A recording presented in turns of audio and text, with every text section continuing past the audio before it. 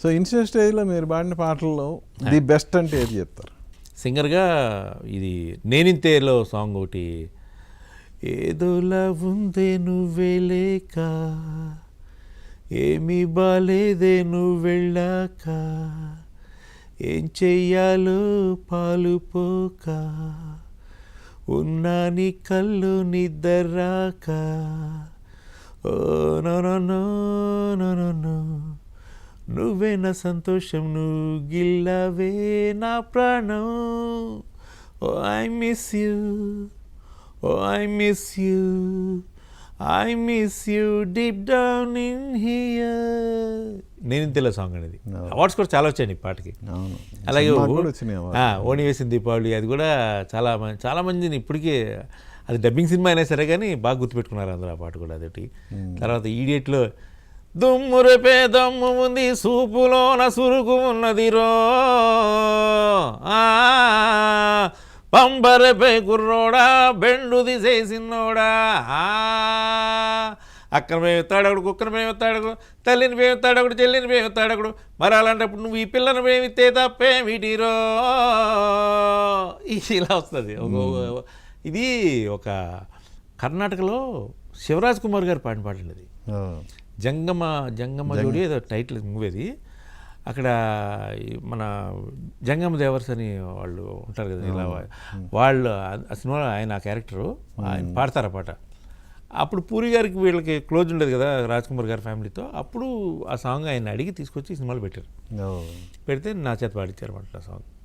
అది కూడా అంటే ఒక డిఫరెంట్గా ఉంటుంది సాంగ్. అది ఒక కైండ్ ఆఫ్ యూత్కి బాగా కనెక్ట్ అయింది. ఈ లవ్ మీద సాంగ్ కాబట్టి వాళ్ళు కనెక్ట్ అయింది. చాలా ఉన్నాయి. దేశముద్రలో పాట, గోలబెట్టినాదిలో పాట ఒకటి, శివమణిలో ఏ నాటికి మనం ఒకటేనని ఆ సాంగ్, అన్ని మంచి మంచి సాంగ్స్ అన్నీ కూడా మొత్తానికి. తర్వాత బాగా రికగ్నైజేషన్ అంటే బంపర్ ఆఫర్ ఎందుకే రమణమ్మ సాంగ్. అది ఒక నెక్స్ట్ లెవెల్కి తీసుకెళ్ళిందండి ఆ సాంగ్. ఇప్పటికీ ఆ సాంగ్ ట్రెండింగ్ అండి, ఈ రోజుకి ట్రెండింగే. ఈ రోజుకి నేను ఏ షోలో అయినా సరే స్టేజ్ ఎక్కానంటే ఫస్ట్ రమణమ్మ రమణమ్మ రమణమ్మ అని అరుస్తారు. దాని తర్వాత నకిలీస్ గొలుసు. ఈ రెండు ఉత్తరాంధ్ర.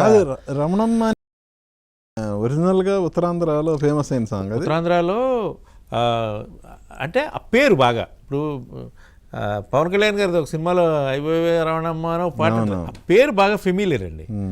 బట్ ఆ పాటకు ముందు తీసుకున్న నేపథ్యం ఉంటుంది మీకు. మహారాణి శ్రీ రమణమ్మ గారికి దండేసి దండ పెట్టి నీ కొడుకు తెలియజేయిందేమనగా ఆర్థిక మాంద్యం వచ్చి ప్రపంచం అంతా తలకిందులైపోయింది, రియల్ ఎస్టేట్ ఏమో కొప్పుకూలిపోయింది, సాఫ్ట్వేర్ ఫీల్డ్ ఏమో దెబ్బడిపోయింది, ఈ సంగతులన్నీ పెద్ద మనసుతో నువ్వు అర్థం చేసుకొని ఈ మంగళం మానివేయవలేను, అవునట్టు మర్చిపోయాను, అమెరికా నుంచి మన వాళ్ళందరూ తట్టా పుట్ట చదువుకొని వచ్చేస్తున్నారే తెల్లే, డబ్బులు కట్టలేక దుబాయ్ ఎయిర్పోర్ట్లో వదిలేసి వచ్చేస్తున్నారంట కార్లు, నీ మొగుడు గుమ్మస్తా నేనేమో బేవర్సు, మరి ఇలాంటి బ్యాడ్ పొజిషన్లో చేసుకోమంటావా పెళ్ళి. ఇది దివిలి పొడుగు మనిషి అని మీరు వినర్లేదో. నాకు చిన్నప్పుడు అక్కడ ఆ ఆయన విజయనగరం అండి. ఓకే. ఆయనది ఒక క్యాసెట్ ఉండేది, అన్నీ కొంచెం డబుల్ మీనింగ్తో ఉండే పాటలు, అన్నీ ఫన్నీగా కామెడీగా ఉంటాయి పాటలు. అవి మా చిన్నప్పుడు విలేజ్లో అక్కడ ఈ రికార్డింగ్ డ్యాన్స్లు వేసేవారు కదండి. ఆ రికార్డింగ్ డ్యాన్స్లో ఒక స్పెసిఫిక్ ఐటమ్స్ అవన్నీ ఆ పాటలు, వాటికి విపరీతమైన క్రేజ్ ఉండేది. జనాలు ఆ పాటలు వస్తే ఎగిరెగిరి పడేవారు.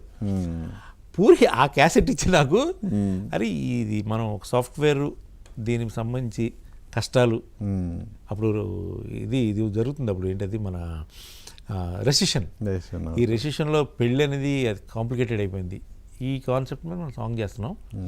దీనికి ముందు మొత్తం ఇది సోదంతా మనం పాటలో పెట్టలేం కాబట్టి బిగినింగ్ ఒక సాకిలాగా అనుకో అని ఒక ఐడియా ఇచ్చాడు తను. ఇచ్చి ఈ క్యాసెట్ ఇచ్చాడు అనమాట అండి.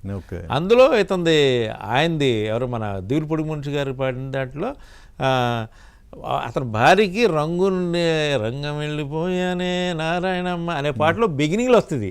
మహారాణి శ్రీ భార్య గారికి నీ భర్త గారు రాయినది ఏమనగా నేను దుబాయ్ వెళ్ళిన 3 నెలలకే అని ఏదో సంథింగ్ ఒక కైండ్ ఆఫ్ బుత్ సాంగ్ ఏదో అది తీసుకొని ఆ ఫార్మేట్లో మనడు మ్యాటర్ అంతా దాంట్లో రాశాడు భాస్కర్ పట్ల.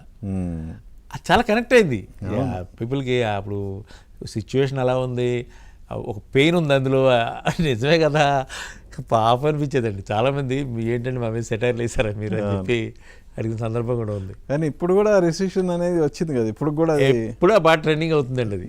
ఇప్పుడు మన ఇప్పుడు జరుగుతున్న ఈ వేసాల గొడవల్లో కూడా ఈ పాట బాగానే మళ్ళీ పాపులర్ అయింది. సో ఆల్ టైమ్ అది ఏంటంటే అది లిరిక్స్ కూడా అద్భుతమైన లిరిక్స్ అండి. భాస్కర్ పట్ల పర్ఫెక్ట్గా కుదిరింది పాట అది.